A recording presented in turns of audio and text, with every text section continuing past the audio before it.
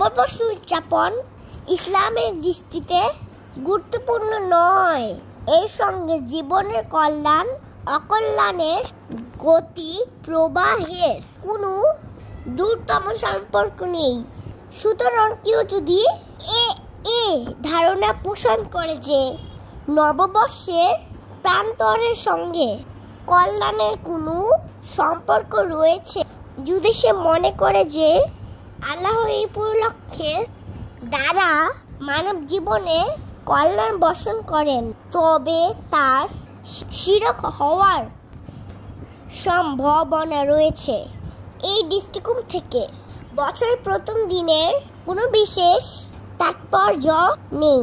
আর তাই তো ইসলামী হিজরি নববর্ষ পালনের কোনো প্রকার নির্দেশ দেওয়া হয়নি, না কোরআনে কোনো নির্দেশ দেওয়া হয়েছে অথবা কোনো নির্দেশ এসেছে, না হাদিসে এর প্রতি কোনো উৎসাহ দেওয়া হয়েছে, না সাহাবীগণ এরূপ কোনো উপলক্ষ পালন করেছেন। তাই ইসলামের নববর্ষ পালন করা উপলক্ষে বিশেষ কোনো নির্দেশনা নেই।